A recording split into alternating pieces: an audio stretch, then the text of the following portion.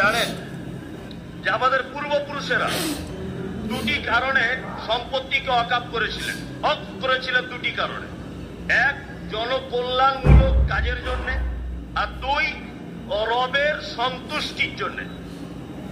সেই দানকৃত সম্পদ ভারতবর্ষে কতটা? 9,56,000 একর জমি। যদি ক্যালকুলেটরে আপনারা হিসাব করেন, আমার মনে হয় ক্যালকুলেটরের সংখ্যা খুঁজে পাওয়া যাবে না, এত জমি। বাৎসরিক আয় যদি হিসাব করা যায়, প্রত্যেক মুসলিম পরিবার যদি মনে করে 100 বছর আমরা কোনো কাজবাজ করব না, শুধু আমাদের বাপদাদার 14 পুরুষ আগেকার দানকৃত ওয়াকফ সম্পত্তির ইনকাম খেয়ে বেঁচে থাকবো, 100 বছর ধরে একটা পরিবার বেঁচে থাকতে পারবে। এত সম্পত্তি রয়েছে সারা ভারতবর্ষে। শুধু এই নয়, আর একটা তথ্য আপনাদেরকে বলি যে ভারতবর্ষের থেকে ওয়াকফ সম্পত্তির প্রতি নরেন্দ্র মোদীর এত লোভ কেন? আপনারা যারা টিভি দেখেন, ডিসকভারি বলে একটা চ্যানেল আছে টিভিতে, এনিম্যাল প্ল্যান বলে একটা চ্যানেল আছে টিভিতে, সেখানে দেখবেন বাঘ, ভল্লুক ইত্যাদি দেখানো হয় না? হয়।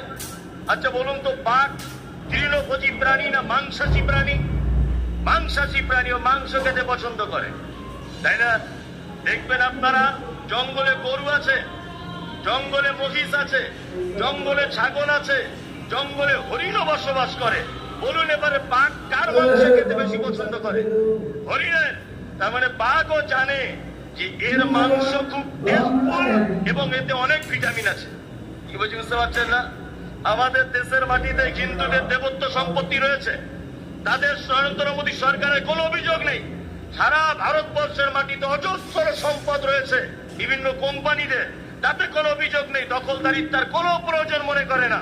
কিন্তু মুসলমানদের সম্পত্তিগুলো দখল করে নিতে হবে। তার একটা কারণ আপনারা জানেন, সারা ভারতবর্ষের রেল হচ্ছে বৃহৎ সম্পদ, দ্বিতীয় বৃহত্তম সম্পদ হচ্ছে আমাদের ওয়াকফের সম্পত্তি, 9,56,000 একর জমি। ভাবতে পারা যায়? এটা ভাবতে অবাক লাগে। আর একটা তথ্য আপনাদেরকে বলে দিয়ে যাচ্ছি, সেটা হচ্ছে এই, আপনারা জানেন যে 1947 সালে 15 আগস্টে দেশ স্বাধীনতা লাভ করেছে। তারপরে বলি 1956 সালে কংগ্রেস পিরিয়ডে ওয়াকফের ব্যাপারে একটা বিল পাস করা হয়েছিল, আইন নিয়ে আসা হয়েছিল যে সারা ভারতবর্ষের যত ওয়াকফের সম্পত্তি, সমস্ত সম্পত্তিটা একটা বোর্ড দ্বারা নিয়ন্ত্রিত হবে। ওই জন্য আপনারা ইমাম সাহেবের ভাতা, মুয়াজ্জিনের ভাতা, বিভিন্ন রকমের মসজিদ মাদ্রাসার সমস্যা নিয়ে এতদিন পর্যন্ত আমরা কলকাতার ওয়াকফ বোর্ডে চলে যেতাম আমাদের সমস্যার সমাধান করার জন্য। কিন্তু ভারতবর্ষের একজন কুলাঙ্গার, একজন দেশদ্রোহী, ইমানের শত্রু এমন এক প্রধানমন্ত্রী নির্বাচিত হয়েছে, ইনি এমন এক আইন পাস করেছেন যে আইন বলবৎ হলে আমরা ওয়াকফ বোর্ডের দ্বারা আমাদের সম্পদ পরিচালনা করতে পারবো না। তখন আপনার কবরস্থানে আপনার আব্বা মারা গেলে ডিএম এর কাছ থেকে, অর্থাৎ ডিস্ট্রিক্ট ম্যাজিস্ট্রেটের কাছ থেকে সই করে আনতে হবে কবরটা কোথায় দিতে হবে। আপনার মসজিদের ইমাম সাহেব আব্দুল গফফার আপনারা নির্বাচিত করতে পারবেন না, পারবে কে? ডিএম এর কাছে যেতে হবে, অমিত শাহর কাছে যেতে হবে সই করতে। আপনার ঈদগাহ ইমামতি যে কেউ করতে পারবে না, ডিএম এর কাছ থেকে পারমিশন নিয়ে তবে ঈদগাহ ইমামতি করতে পারবেন।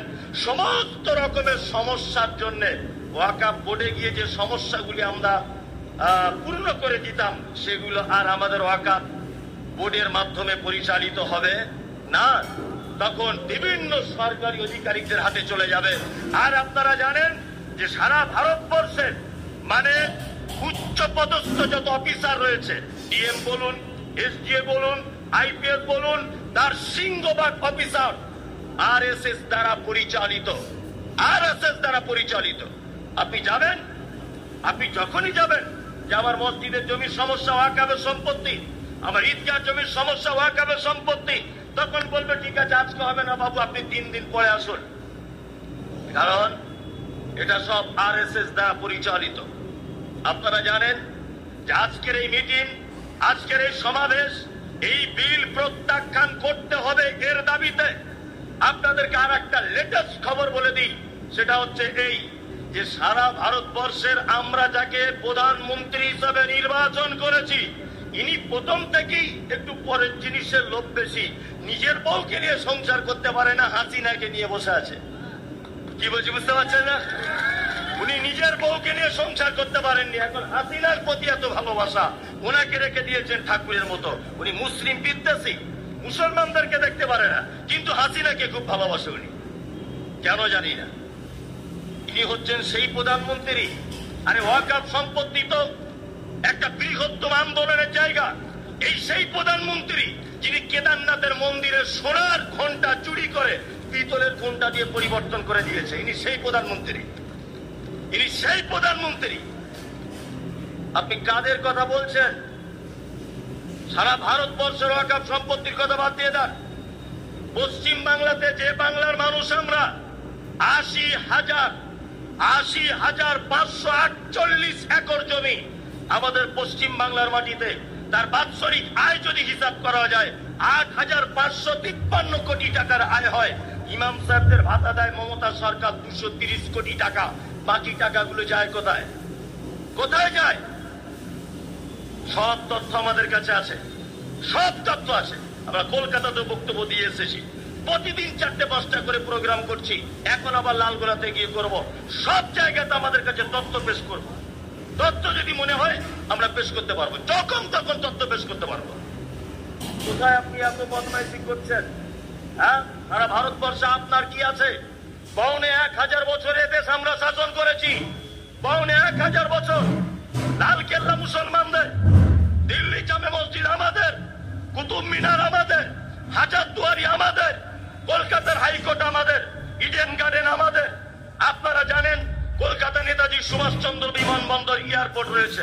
এয়ারপোর্টের ভিতরে যশোর রোডের বাম দিকে তাকিয়ে দেখবেন, এয়ারপোর্টের পাঁচিলের ভিতরে এখন ছোট্ট একটা মসজিদ আছে। আছে না নেই? আছে। ওইখানে যদি মুসলমানদের বসবাস না থাকবে, ওই সম্পত্তি যদি মুসলিমদের না হবে, তাহলে কি এক রাত্রি জ্ঞান ভূতি এসে মসজিদ করে দিয়ে চলে গেল? তার মানে তুমি যে এয়ারপোর্টে নামো, ওটা আমাদের বাপের সম্পত্তি। আপনারা জানেন কলকাতার একটা জায়গার নাম আছে আপনার টালিগঞ্জ। জায়গাটা ইতিহাস খুলে দেখবেন, আসলে জায়গাটার নাম হচ্ছে টি আলীগঞ্জ, যার ফুল ফরম হচ্ছে তাগের আলীগঞ্জ। প্রায় ২৭০ বিঘা জমি আজও পর্যন্ত ওখানে আছে। গলফ ক্লাব মুসলমানদের সম্পত্তি, Eden Garden, East Bengal, Mohun Bagan, Shaheed Minar, Brigade. আপনার যেখানে বসে আমাদের ইমাম ভাতা পাবো না, এই রায় যেখান থেকে বার হয়েছিল, সেই হাইকোর্টটাও আমাদের সম্পত্তির উপর অবস্থিত। তুমি কাদের কথা বলছো? আসলে উনি এমন এক বদমায়েশ লোক, দিল্লিতে জেনে রয়েছেন, বিভিন্ন ইস্যুতে তিনি রাজনৈতিক দ্বন্দ্ব লাগাতে চাইছেন। যখন ২০১৩ সালে ভারতবর্ষে প্রথম ক্ষমতা আসে ১৩-১৪-তে, কোন ইস্যুতে এসেছিলেন? বাবরি মসজিদের ইস্যুতে এসেছিলেন। উনি বলছেন, বারবার প্রমাণ করতে চেয়েছেন যে রামের নাকি মসজিদের ভিতরে জন্ম হয়েছিল, মন্দিরের ভিতরে। মুসলমানরা ওইটা পরিবর্তন করে বাবরি মসজিদ তৈরি করেছিল। তাহলে রামের জন্ম হয়েছিল কোথায়? মন্দিরের ভিতরে। এখানে যদি কোনো হিন্দু ভাই থাকেন, আপনার কাছে এটা আমার জানতে ইচ্ছা করছে, আপনি বলুন। হিন্দু, মুসলিম, জৈন, খ্রিস্টান, প্রতিটা ধর্মাবলম্বী মানুষের তাদের ধর্মের স্থান হচ্ছে বড় পবিত্র। পবিত্র কি পবিত্র নয়? কাঠপুরের কোন মেয়ের যদি পেটে বাচ্চা থাকে, ও বাচ্চা ডেলিভারির জন্য মসজিদে যাবে? জীবনেও যাবে? বাচ্চা জন্ম দিতে গেলে তাকে উলঙ্গ হতে হবে, তার লজ্জাস্থান থেকে রক্ত খনন হবে। কোন হিন্দু ভাই তার মায়ের যদি পেটে বাচ্চা থাকে, তার মাকে যদি বলা হয় তুমি মন্দিরে যাও, জীবনে কোনোদিন মন্দিরে যাবে না, কারণ মন্দির তার ভাষা অনুযায়ী একটা পবিত্র জায়গা। আমার জানতে ইচ্ছা করছে যে রামের মায়ের যখন প্রস্রাব বেদনা শুরু হয়, দুনিয়ার কোন জায়গায় পাইনি মন্দিরের ভিতরে রামের মা ঢুকেছিল বাচ্চা জন্ম দিতে।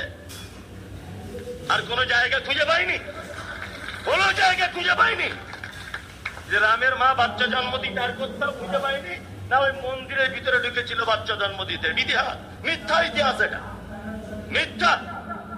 সব মন্দির নির্মাণ হয়ে গেল, রাজনীতি করা শেষ। এখন দেখছে কি নিয়ে রাজনীতি শুরু করব? একটা জিনিস, এনআরসি করে দাও। কিছুদিন আগে এনআরসি নিয়ে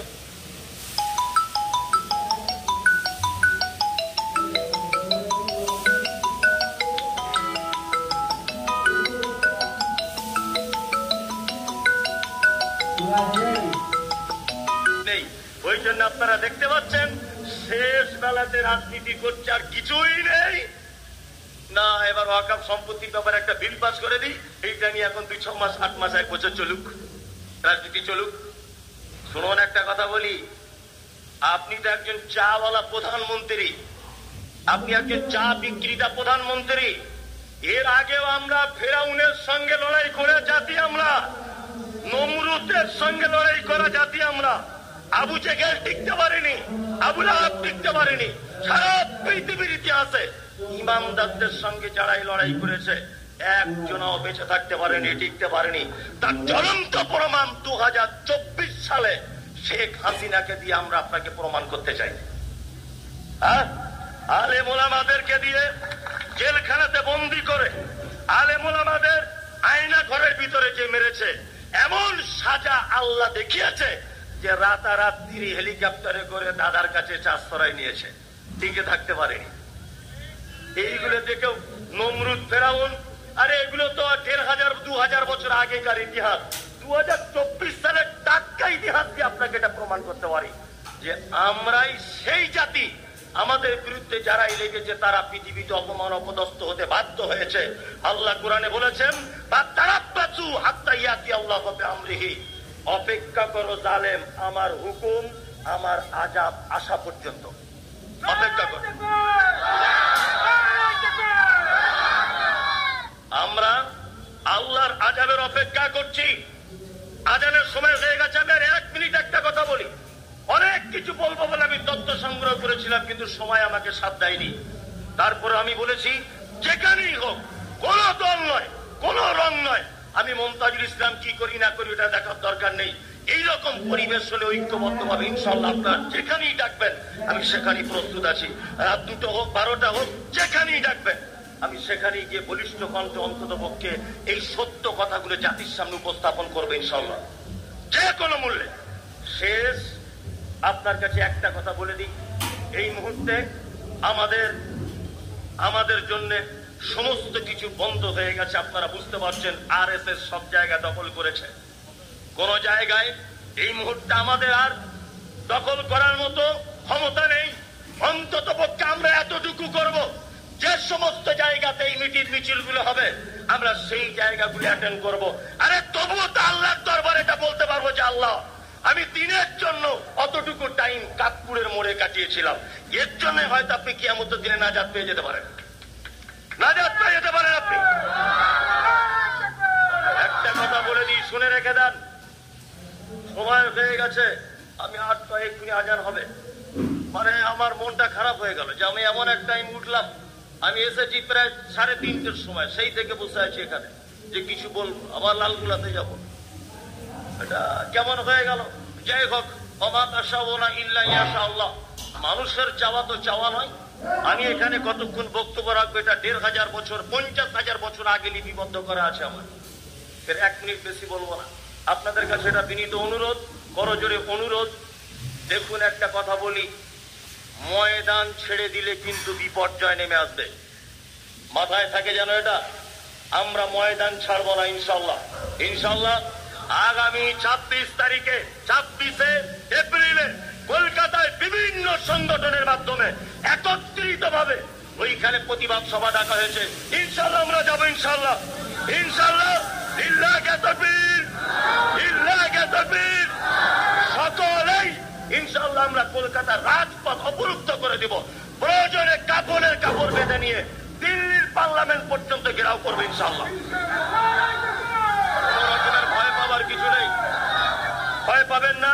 লা তাহজান ইন্নাল্লাহা মা'ানা, আল্লাহ আমাদের সাথে আছেন। যাই হোক, এখানেই আমি শেষ। আসসালামু আলাইকুম ওয়া রাহমাতুল্লাহ। সংক্ষিপ্ত আকারে বলছি, আপনারা জানেন যে আমাদের পূর্বপুরুষেরা 2টি কারণে সম্পত্তিকে ওয়াকফ করেছিলেন। হক করেছিলেন 2টি কারণে, 1 জনকল্যাণমূলক কাজের জন্য, আর 2 রবের সন্তুষ্টির জন্য। সেই দানকৃত সম্পদ ভারতবর্ষে কতটা? 9,56,000 একর জমি। যদি ক্যালকুলেটারে আপনারা হিসাব করেন, আমার মনে হয় ক্যালকুলেটারের সংখ্যা খুঁজে পাওয়া যাবে না, এত জমি। বাৎসরিক আয় যদি হিসাব করা যায়, প্রত্যেক মুসলিম পরিবার যদি মনে করে 100 বছর আমরা কোনো কাজবাজ করব না, শুধু আমাদের বাপদাদার 14 পুরুষ আগেকার দানকৃত ওয়াকফ সম্পত্তির ইনকাম খেয়ে বেঁচে থাকবো, 100 বছর ধরে একটা পরিবার বেঁচে থাকতে পারবে। এত সম্পত্তি রয়েছে সারা ভারতবর্ষে। শুধু এই নয়, আর একটা তথ্য আপনাদেরকে বলি যে ভারতবর্ষের থেকে ওয়াকফ সম্পত্তির প্রতি নরেন্দ্র মোদীর এত লোভ কেন? আপনারা যারা টিভি দেখেন, ডিসকভারি বলে একটা চ্যানেল আছে টিভিতে, এনিম্যাল প্ল্যান বলে একটা চ্যানেল আছে টিভিতে, সেখানে দেখবেন বাঘ, ভল্লুক ইত্যাদি দেখানো হয় না? হয়। আচ্ছা বলুন তো, বাঘ তৃণভোজী প্রাণী না মাংসাশী প্রাণী? মাংসাশী প্রাণী, ও মাংস খেতে পছন্দ করে, তাই না? দেখবেন আপনারা জঙ্গলে গরু আছে, জঙ্গলে মহিষ আছে, জঙ্গলে ছাগল আছে, জঙ্গলে হরিণও বসবাস করে। বলুন এবারে বাঘ কার মাংস খেতে বেশি পছন্দ করে? হরিণের। তার মানে বাঘও জানে যে এর মাংস খুব টেস্টফুল এবং এতে অনেক ভিটামিন আছে। কি বলছি বুঝতে পারছেন না? আমাদের দেশের মাটিতে হিন্দুদের দেবত্ব সম্পত্তি রয়েছে, তাদের নরেন্দ্র মোদী সরকারের কোনো অভিযোগ নেই। সারা ভারতবর্ষের মাটিতে অজস্র সম্পদ রয়েছে বিভিন্ন কোম্পানিদের, তাতে কোনো অভিযোগ নেই। দখলদারিত্বের কোনো প্রয়োজন মনে করে না। কিন্তু মুসলমানদের সম্পত্তিগুলো দখল করে নিতে হবে। তার একটা কারণ আপনারা জানেন, সারা ভারতবর্ষের রেল হচ্ছে বৃহৎ সম্পদ, দ্বিতীয় বৃহত্তম সম্পদ হচ্ছে আমাদের ওয়াকফের সম্পত্তি, 9,56,000 একর জমি। ভাবতে পারা যায় এটা? ভাবতে অবাক লাগে। আর একটা তথ্য আপনাদেরকে বলে দিয়ে যাচ্ছি, সেটা হচ্ছে এই, আপনারা জানেন যে 1947 সালে 15 আগস্টে দেশ স্বাধীনতা লাভ করেছে। তারপরে 1956 সালে কংগ্রেস পিরিয়ডে ওয়াকফের ব্যাপারে একটা বিল পাস করা হয়েছিল, আইন নিয়ে আসা হয়েছিল যে সারা ভারতবর্ষের যত ওয়াকফের সম্পত্তি, সমস্ত সম্পত্তিটা একটা বোর্ড দ্বারা নিয়ন্ত্রিত হবে। ওই জন্য আপনারা ইমাম সাহেবের ভাতা, মুয়াজ্জিনের ভাতা, বিভিন্ন রকমের মসজিদ মাদ্রাসার সমস্যা নিয়ে এতদিন পর্যন্ত আমরা কলকাতার ওয়াকফ বোর্ডে চলে যেতাম আমাদের সমস্যার সমাধান করার জন্য। কিন্তু ভারতবর্ষের একজন কুলাঙ্গার, একজন দেশদ্রোহী, ইমানের শত্রু এমন এক প্রধানমন্ত্রী নির্বাচিত হয়েছে, তিনি এমন এক আইন পাশ করেছেন যে আইন বলবৎ হলে আমরা ওয়াকফ বোর্ডের দ্বারা আমাদের সম্পদ পরিচালনা করতে পারবো না। তখন আপনার কবরস্থানে আপনার আব্বা মারা গেলে ডিএম এর কাছ থেকে, অর্থাৎ ডিস্ট্রিক্ট ম্যাজিস্ট্রেটের কাছ থেকে সই করে আনতে হবে কবরটা কোথায় দিতে হবে। আপনার মসজিদের ইমাম সাহেব আব্দুল গফফার আপনারা নির্বাচিত করতে পারবেন না, পারবে কে? ডিএম এর কাছে যেতে হবে, অমিত শাহর কাছে যেতে হবে সই করতে। আপনার ঈদগাহ ইমামতি যে কেউ করতে পারবে না, ডিএম এর কাছ থেকে পারমিশন নিয়ে তবে ঈদগাহ ইমামতি করতে পারবেন। সমস্ত রকমের সমস্যার জন্য ওয়াকফ বোর্ডে গিয়ে যে সমস্যাগুলি আমরা পূর্ণ করে দিতাম, সেগুলো আর আমাদের ওয়াকফ বোর্ডের মাধ্যমে পরিচালিত হবে না। তখন বিভিন্ন সরকারি আধিকারিকদের হাতে চলে যাবে। আর আপনারা জানেন যে সারা ভারতবর্ষের মানে উচ্চ পদস্থ যত অফিসার রয়েছে, ডিএম বলুন, এসডিএ বলুন, আইপিএস বলুন, তার সিংহভাগ অফিসার আরএসএস দ্বারা পরিচালিত। আরএসএস দ্বারা পরিচালিত।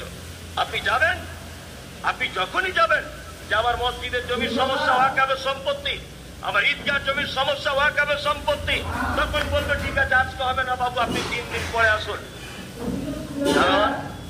এটা সব আরএসএস দ্বারা পরিচালিত।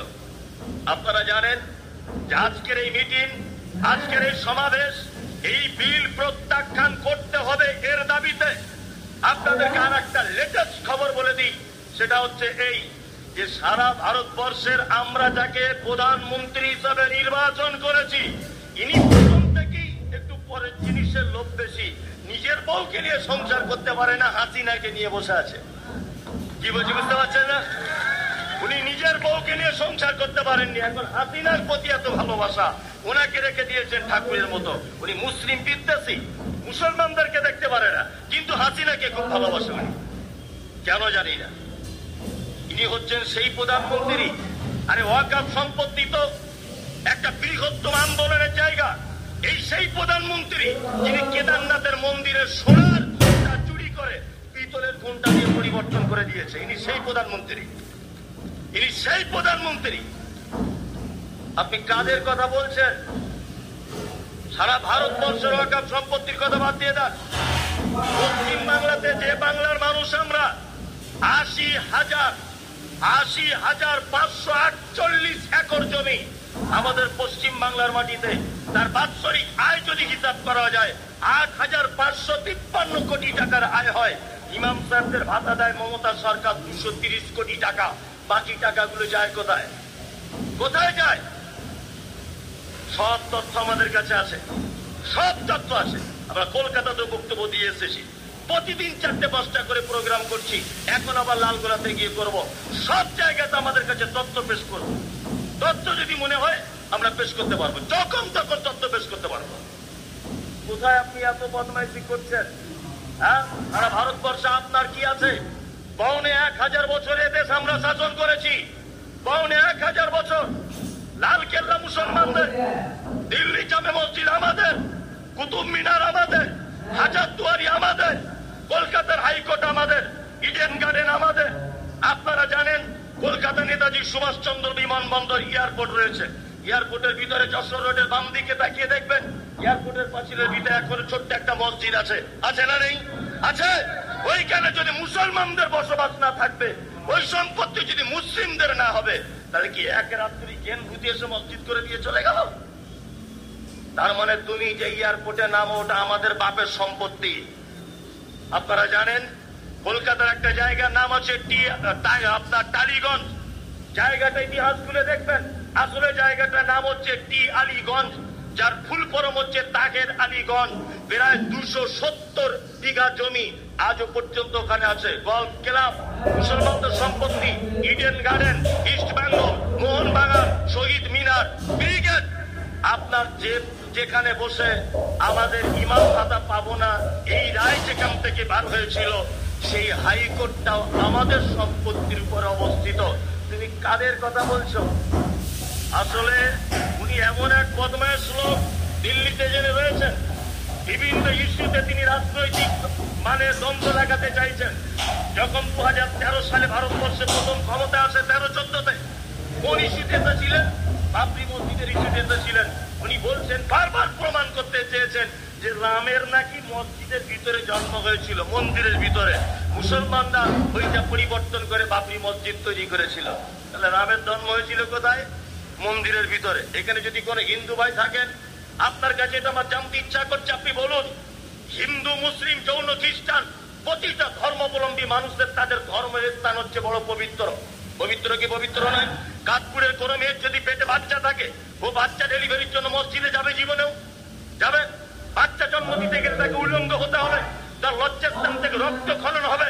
কোন হিন্দু ভাই তার মায়ের যদি পেটে বাচ্চা থাকে, তার মাকে যদি বলা হয় তুমি মন্দিরে যাও, জীবনে কোনোদিন মন্দিরে যাবে না, কারণ মন্দির তার ভাষা অনুযায়ী একটা পবিত্র জায়গা। আমার জানতে ইচ্ছা করছে যে রামের মায়ের যখন প্রস্রাব বেদনা শুরু হয়, দুনিয়ার কোন জায়গায় পাইনি মন্দিরের ভিতরে রামের মা ঢুকেছিল বাচ্চা জন্ম দিতে।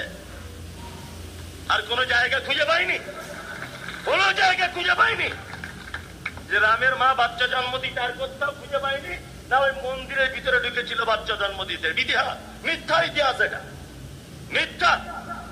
রাম মন্দির নির্মাণ হয়ে গেল, রাজনীতি করা শেষ। এখন দেখছে কি নিয়ে রাজনীতি শুরু করব? একটা জিনিস, এনআরসি করে দাও। কিছুদিন আগে এনআরসি নিয়ে হয়েছে না? হ্যাঁ, এনআরসি সব শেষ, কোটা, আর রাজনীতি করার কিছু নেই। দেখছি আমরা প্রথম দুবার একক সংখ্যাগরিষ্ঠতায় ভারতবর্ষে এসেছি ক্ষমতায়, আর তো নয়, এবার বিভিন্ন এরোর সাথে যুক্ত হয়ে আমাকে ক্ষমতা আসতে হচ্ছে, আর বেশি দিন আমার টিকিট নেই। ওই জন্য আপনারা দেখতে পাচ্ছেন শেষ বেলাতে রাজনীতি করছে, আর কিছুই নেই না। এবার ওয়াকফ সম্পত্তির ব্যাপারে একটা বিল পাস করে দিই, এইটা নিয়ে এখন ২-৬ মাস, ৮ মাস, ১ বছর চলুক, রাজনীতি চলুক। শুনুন একটা কথা বলি, আপনি তো একজন চাওয়ালা প্রধানমন্ত্রী, আপনি একজন চা বিক্রিতা প্রধানমন্ত্রী। এর আগেও আমরা ফেরাউনের সঙ্গে লড়াই করে জাতি, আমরা নমরুদের সঙ্গে লড়াই করা জাতি, আমরা আবু জেহেল টিকতে পারিনি, আবুল আহাব টিকতে পারিনি। সারা পৃথিবীর ইতিহাসে ইমামদারদের সঙ্গে যারাই লড়াই করেছে, একজনও বেঁচে থাকতে পারেনি, টিকতে পারেনি। তার জ্বলন্ত প্রমাণ ২০২৪ সালে শেখ হাসিনাকে দিয়ে আমরা আপনাকে প্রমাণ করতে চাই। হ্যাঁ, আলেম ওলামাদেরকে দিয়ে জেলখানাতে বন্দি করে, আলেম ওলামাদের আয়না ঘরের ভিতরে যে মেরেছে, এমন সাজা আল্লাহ দেখিয়েছে যে রাতারাত্রি হেলিকপ্টারে করে দাদার কাছে আশ্রয় নিয়েছে, টিকে থাকতে পারে। এইগুলো দেখেও নমরুদ, ফেরাউন, আরে এগুলো তো 1500-2000 বছর আগেকার ইতিহাস।